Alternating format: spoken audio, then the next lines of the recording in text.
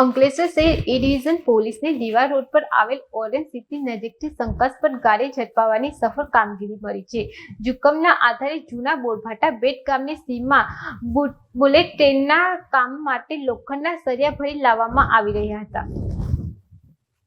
પોલીસને બાતમી મળી હતી કે એક બોલેરો કેમ્પર ગાડી લોખંડના સળિયાઓ સાથે અંકલેશ્વર તરફ આવી રહી છે. બાતમી મળતા ડિવિઝન પોલીસે વોચ ગોઠવી જ્યારે ગાડી નજીક પહોંચી ત્યારે તેને અટકાવી તપાસ કરવામાં આવી. તપાસ દરમિયાન ગાડીના કેમ્પરમાં જૂના લોખંડના 990 કિલોગ્રામ જેટલા સળિયા મળી આવ્યા. ગાડીમાં બેઠેલા બે ઇસમોને ભંગારના જથ્થા અંગે સંતોષકારક પુરાવા રજૂ ન કરતા પોલીસે કુલ 39,000થી વધુ કિલોગ્રામ ભંગાર, 2 મોબાઈલ ફોન અને ગાડી સહિત 5.49 લાખ રૂપિયાના મુદ્દામાલ જપ્ત કર્યો. પોલીસે ગુનો પકડવા મુખ્ય આરોપીઓ કમલ ગોપાલલાલ કુમાવત અને અરુણગીરી વીરેન્દ્રગીરીને ઝડપી પાડ્યા છે.